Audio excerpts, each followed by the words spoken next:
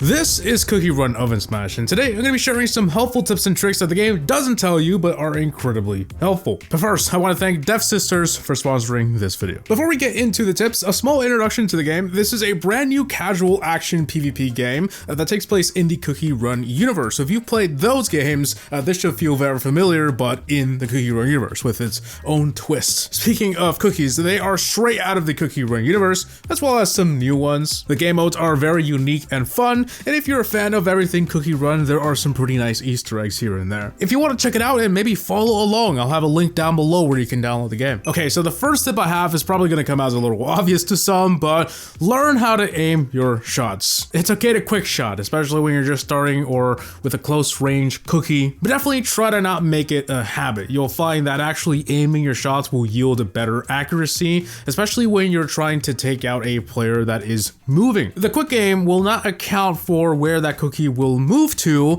it'll just shoot where that cookie was before it moved, of course. So if you want to miss your shots less often, dude, whip out that joystick, drag it, and try to predict where that player will be when the shot lands. It's kind of like running with a basketball and throwing it in the hoop. Well, not really, but you get the point. The sooner you start practicing this, the easier it will get. And just a little bonus tip here, now that we're talking about attacks, if you have an ability or attack that you want to cancel, just drag it back into the joystick. Speaking of joysticks, controls, that is one of the first things that I messed around with. Of course, you want to get through the tutorial, play some matches, and tap every button to see what it does at least before you go changing everything. And then, once you know what you want, I highly recommend to change your layout to your liking. Now, I'm not going to give you the perfect layout or anything. What I found is that the defaults are alright, they just need a little bit of improvement. Of course, this depends on your device. I'm on an iPad mini, so I ended up moving basically everything, especially the spell card placement. Some things just needed me to be reaching my thumb where it doesn't reach, you know? So I had to move everything where my thumbs would be. And it not only involved moving things, but also making some things smaller. I can see the emotes menu just fine on the iPad mini, so, you know, I made that smaller. But yeah, just play around with it and see what you like. On the topic of controls and buttons, some basic attacks can be charged. Look for this little circle filling up and wait for it. Some of them can be really useful if you wait for it to charge and then attack. Fruit Punch Cookie, for example, is one of those cookies that I quickly learned that had this ability. His charge attacks deal more damage. Speaking of, the easiest way to learn all of this is just read it or play the game. But yeah, read it. Go into your cookie list, tap on this magnifying glass. This is where you'll upgrade the cookies, by the way, and then tap on Power Biscuit. You may or may not have been here before depending on the level of your cookie, but here you can read about all of the abilities. It even shows you what exactly it does in a video. How cool is that? It's incredibly helpful. This is the perfect place to study the cookies, and you'll be also here to swap out abilities and passives once you unlock those. So yeah, every time you don't understand a cookie, check back here. You know, this is like the encyclopedia of all the cookies. Speaking of abilities, you have to unlock them with gold. So save your gold. Gold's actually the most important resource in the game. So like I said, you buy abilities with them, but you also upgrade your cookies. So anything in the game that gives you gold, do it. The first place I will look as a beginner is in the plaza.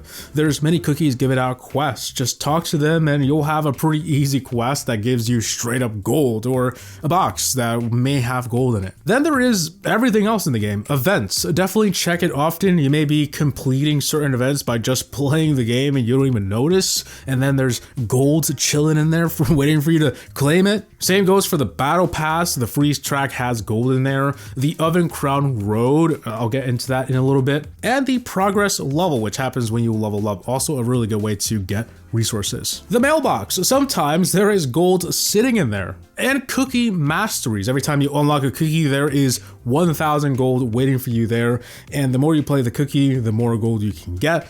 So yeah, just keep that in mind. Gold is very important, and anywhere you can get it, just take advantage of it, you know? Speaking of gold, I just keep finding perfect segues, huh? I wanted to quickly explain all of the currencies in case you're confused about those. So gold is used to upgrade your cookies, right? And unlock additional abilities and passives for them. Crystals, on the other hand, is the premium currency of the game. You can buy resources and soul chips with it. Spend them at the summon shop, basically anywhere. Then we have tickets, which you can use at the summon shop to unlock new cookies or get soul chips. And rainbow credits. These are used in the summon shop as well, but in the custom draw section, so these are purely for cosmetics. You can get skins, accessories, emotes, and all that jazz. There are other items that you may encounter like soul chips, rainbow mileage, reset token, and even crowns. But those aren't really currencies, they're just useful items for your journey, and you'll usually find some of them in your inventory. And just a quick tip for progressing the oven crown fast. I told you I'd come back to this. Play with every cookie for a few games. The matchmaking isn't too harsh when your cookie is low in trophies, so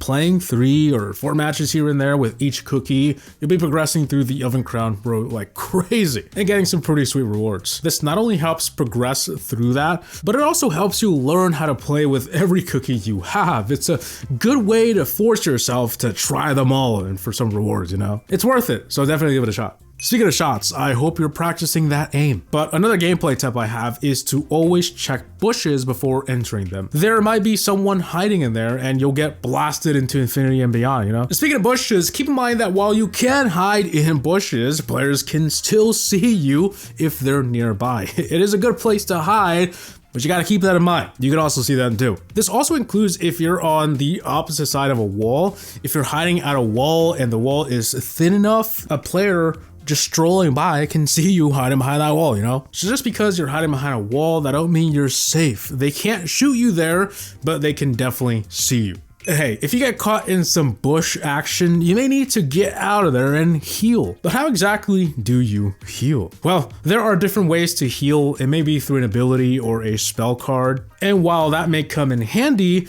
you may not always have anything equipped or available to use. So then, how do you heal? Why is my cookie not healing? Well, every cookie can naturally heal by themselves, and you may have noticed your cookie doing this at times, but how? Well, you have to lay off your buttons, dude. Do not attack or use any abilities and you'll begin healing. It's that simple. This is the best way to heal in my opinion. So it's worth walking away from some fights and focusing on your cookie healing. Another bonus tip on healing, there is a passive ability that makes this recovery time faster and it is goated. However, your cookie does need to be level 8 or higher to obtain and equip passives. So yeah. But now that we mentioned cookie levels, it's a nice time to talk about all of the cookies available, eh? There are 3 rarities at the moment, common, rare, and epic, and 3 different classes, and I wanted to go over them quickly. I'm not gonna explain every cookie in depth, but give you a general idea of what purpose they serve. So tanks, of course, are high HP and decent damage, you know, they're tanky,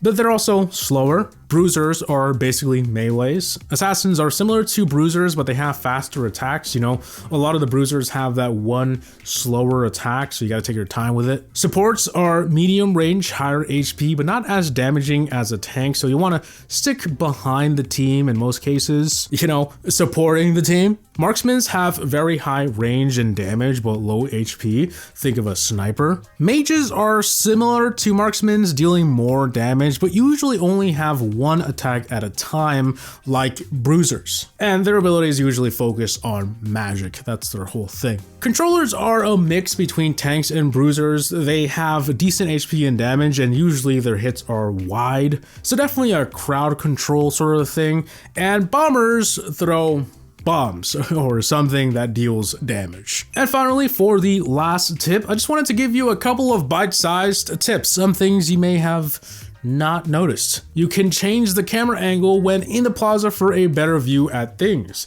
It's on the bottom left. I find this really cool, especially when I'm out collecting quests and exploring the environment. And finally, there is a free summon every day and also a free item in the shop, so make sure to check those out regularly. I mean, it's free, so why not? It takes 5 seconds. But yeah, those are 10 starter tips to help you get started in your cookie run oven smash journey. Thanks again to Dev Sisters for sponsoring this video. Hey, if you made it this far and you're thinking, dang, that sure does look like a fun time, I have a download link in the description below where you can download the game and start playing right now. So yeah, definitely check it out. Anyway, I hope you all enjoyed, and as always, thanks for watching. Have a good meal. Peace.